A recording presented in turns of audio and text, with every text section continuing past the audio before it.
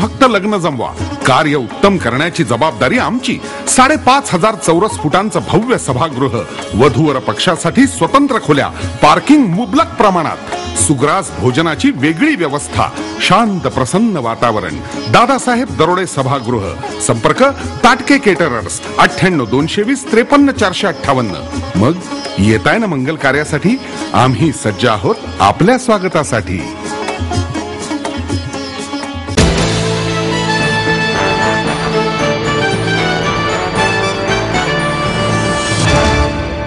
Secular जनता दलाच्या वतीने कष्टकऱ्यांच्या पेन्शनसाठी ठिकठिकाणी आंदोलने करण्यात आली. लोकप्रतिनिधींना आणि राष्ट्रपतींना सरकार पेन्शन देते, त्यामुळे कष्टकरी वर्गाला शासनाकडून पेन्शन मिळाली पाहिजे. आमदारांना पेन्शन तर आम्हाला का नको? मिळाली पेन्शन तरच मिळेल मत, अशा घोषणा आंदोलनकर्त्यांनी दिल्या. कोथरूड येथील शिवाजी पुतळा चौकात सेक्युलर जनता दल यांच्या वतीने कष्टकऱ्यांच्या पेन्शनसाठी थाळीनाद आंदोलन करण्यात आले. यावेळी अनेक कार्यकर्त्यांनी आणि कष्टकऱ्यांनी आंदोलनात सहभाग घेतला. देशातील थोड्या धनिकांची संपत्ती वाढवण्यात या देशातील राबणाऱ्यांच्या हातांचा आणि कष्टकऱ्यांनी गाळलेल्या घामाचा हिस्सा आहे. देशात सुमारे 54 कोटी लोक काम करतात, त्यापैकी 4 कोटी लोकांना कामगार कायदे लागू आहेत. त्यांच्या म्हातारपणाची सोय झाली पाहिजे. बँकेतल्या अधिकाऱ्याला पेन्शन मिळते, प्राध्यापकांना पेन्शन मिळते, त्यामुळे कष्टकऱ्यांना शासनाने पेन्शन योजना लागू करून त्यांना सामाजिक सुरक्षितता प्राप्त करून दिली पाहिजे, अशा मागण्यांसाठी हे आंदोलन करण्यात आले.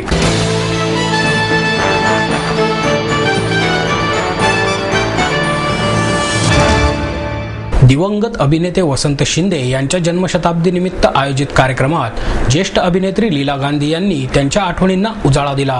मंगल थिएटर्स आणि अखिल भारतीय मराठी नाट्य परिषदेच्या पुणे शाखेच्या वतीने लीला गांधी आणि अभिनेत्री सुहासिनी देशपांडे यांची मुलाखत आयोजित करण्यात आली होती. ज्येष्ठ अभिनेते राघवेंद्र कडकोळ अध्यक्षस्थानी होते. मंजुषा जोशी आणि विद्या भागवत यांनी मुलाखत घेतली.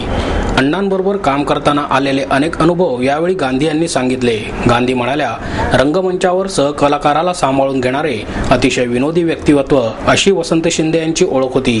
कलाकारापेक्षा माणूस म्हणूनच ते जगले. वक्तशीरपणा आणि चित्रकला हा त्यांचा विशेष गुण होता. या पिढीने स्वतः आनंद घेत दुसऱ्यांना आनंद दिला. कलाकाराला करावी लागणारी धडपड गांधी यांनी विशेष सांगितली. त्याच्यानंतर मग वैभव पिक्चर मला आलं. ते वैभव पिक्चर मध्ये मी काम करतो, म्हणजे मला मोलकरणीचं काम होतं. ते घरगडी आणि मी मोलकरणी असं दोघांचं एक आमचं काम होतं. पण मी पहिल्यांदाच काम करत होते कॅरेक्टर रोल म्हणून. तर मला अशी जरा थोडीशी काय फारशी माहिती नव्हती. कारण डान्स बसले की मला काही वाटायचं नाही, पण डायलॉग म्हणलं की मला खूप घाबरायला वाटायचं. वसंतराव शिंदे म्हणलं की आणखीनच मी घाबरले, कारण ते मोडलेले. पण ज्या वेळेला सीन चालू असताना म्हणजे अण्णा कसे काम करून घ्यायचे त्या आर्टिस्ट कडून, पहिल्यांदा अगोदर त्यांच्याशी बोलायचे, मग कशा तुम्ही कुठं राहता, कसे, म्हणजे हे सगळ्या गोष्टी बोलून परिचय करून घ्यायचे. बरं का.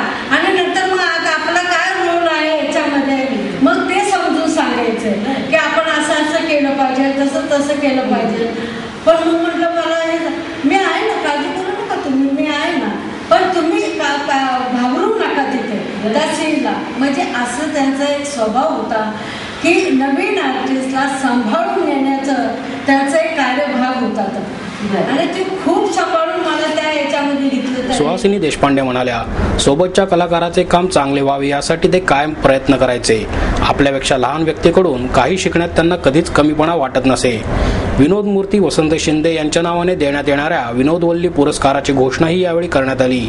अण्णांची कन्या मीरा वाघ यांचा यावेळी सत्कार करण्यात आला.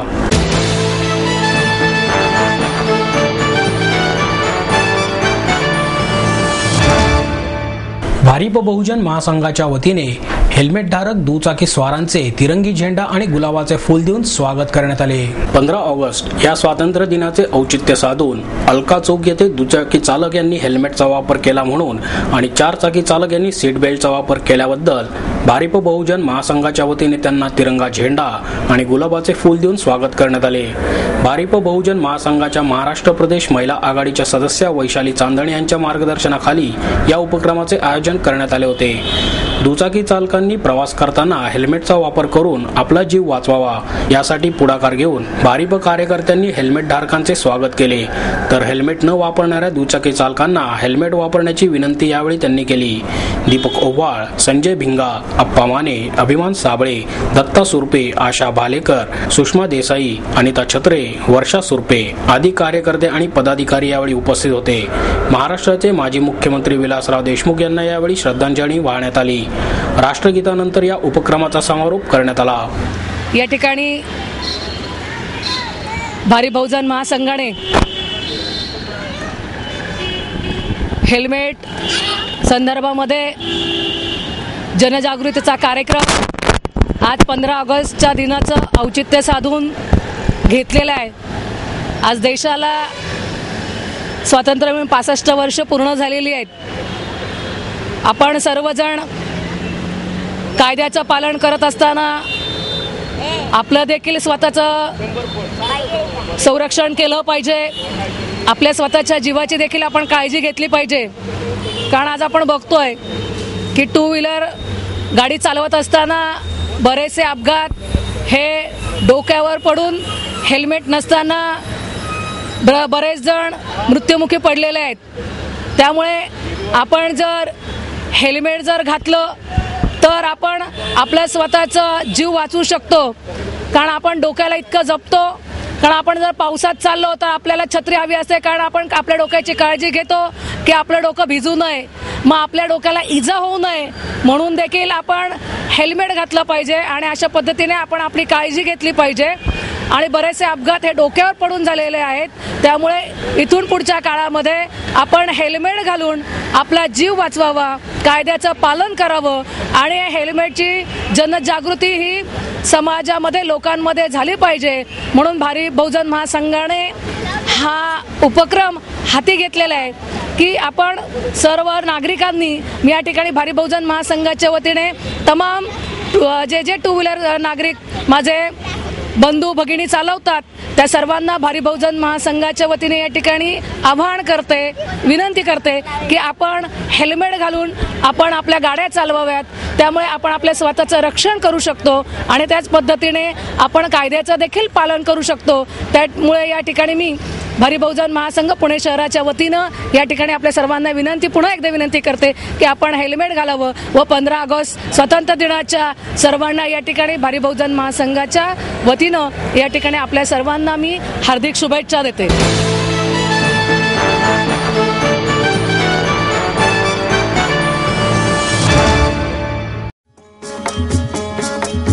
तुम्ही फक्त लग्न जमवा, कार्य उत्तम करण्याची जबाबदारी आमची. 5,500 चौरस फुटांचं भव्य सभागृह, वधूवर पक्षासाठी स्वतंत्र खोल्या, पार्किंग मुबलक प्रमाणात, सुग्रास भोजनाची वेगळी व्यवस्था, शांत प्रसन्न वातावरण. दादासाहेब दरोडे सभागृह. संपर्क ताटके केटरर्स 98 220 53 458. मग येताय ना मंगल कार्यासाठी? आम्ही सज्ज आहोत आपल्या स्वागतासाठी.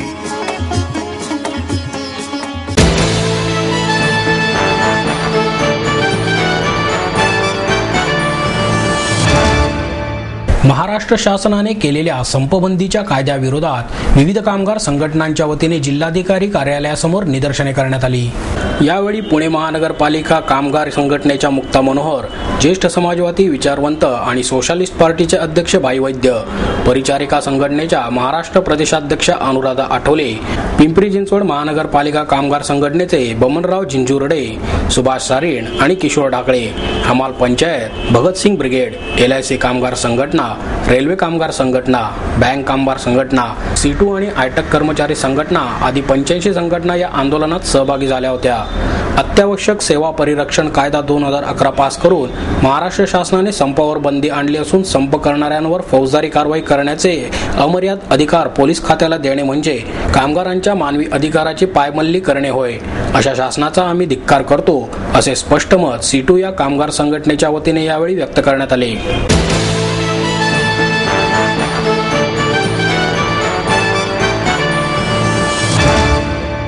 अत्रे यांचे अग्रलेख जळत्या निखाऱ्यासारखे असल्याने ते वाचताना नेत्यांचा थरकाप व्हायचा, असं प्रतिपादन ज्येष्ठ पत्रकार सुकृत खांडेकर यांनी केले. पुणे नगर वाचन मंदिराच्या वतीने आचार्य प्र.के. अत्रे यांच्या 114व्या जयंतीनिमित्त पत्रकारिता आचार्य अत्रे यांच्या काळातील आणि आजची या विषयावर व्याख्यानाचे आयोजन करण्यात आले होते। यावेळी नगर वाचन मंदिर उपाध्यक्ष शरदचंद्र ठकार, कार्यवाह अरविंद रानडे, सहकार्यवाह मधुकर टांगसाळे, अविनाश कुलकर्णी उपस्थित होते। खांडेकर म्हणाले, आज अत्रेंसारखी कोणाचीही लेखणी चालत नाही, त्यामुळे नेते आणि प्रशासनावर माध्यमांचा वचक राहिला नाही। आजच्या पत्रकारितेचे स्वरूप बदलले असल्याने 180 वर्षांचा इतिहास असणाऱ्या मराठी वृत्तपत्रास चालवणे, टिकवणे आणि वाढवणे हे मोठे आव्हान बनले आहे। अल्प किमतीत मिळणाऱ्या मोठ्या वृत्तपत्रांमुळे लहान वृत्तपत्रे कोंडीत सापडली आहेत, त्यामुळे आजच्या मराठी वृत्तपत्रांचे आणि पत्रकारांचे भवितव्य काय असा प्रश्न निर्माण झाला आहे, असेही त्यांनी नमूद केले। ज्येष्ठ नागरिक हे वृत्तपत्रांचा आधार आहेत, तर तरुण आजचे वाचक आहेत, त्यामुळे त्यांना डोळ्यांसमोर ठेवूनच मराठी वृत्तपत्रांनी कार्य केले पाहिजे। विभागानुसार आवृत्त्या हा नवीन प्रवाह सुरू झाला आहे। पत्रकारांनीही आपल्या लिखाणाचा परिणाम काय होईल याचे भान ठेवले पाहिजे। त्यांच्या हातून चुकीचे घडू नये म्हणून आचारसंहिता असायला हवी। देशातील सर्व प्रश्न पत्रकारांनी सोडवावेत अशी लोकांची भावना झाली आहे। मात्र पत्रकार देव नसून समाजातील एक घटक आहे याचेही भान लोकांना असायला हवे। पत्रकारांनीही लोकांच्या मनातील चीड आणि संताप लेखणीतून मांडण्याची गरज आहे, असेही खांडेकर यांनी यावेळी सांगितले।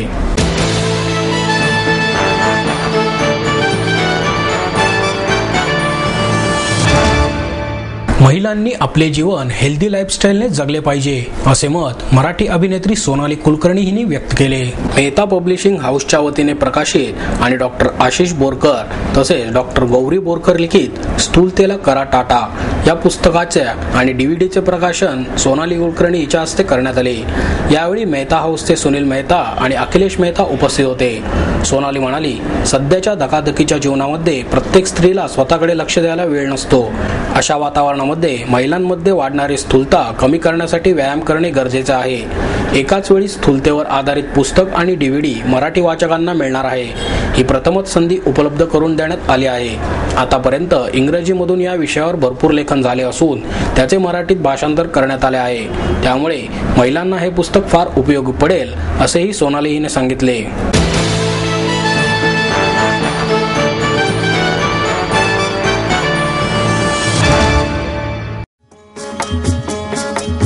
तुम्ही फक्त लग्न जमवा, कार्य उत्तम करण्याची जबाबदारी आमची। 5,500 चौरस फुटांचं भव्य सभागृह, वधूवर पक्षासाठी स्वतंत्र खोल्या, पार्किंग मुबलक प्रमाणात, सुग्रास भोजनाची वेगळी व्यवस्था, शांत प्रसन्न वातावरण, दादासाहेब दरोडे सभागृह। संपर्क ताटके केटरर्स 98 220 53 458। मग येताय ना मंगल कार्यासाठी? आम्ही सज्ज आहोत आपल्या स्वागतासाठी।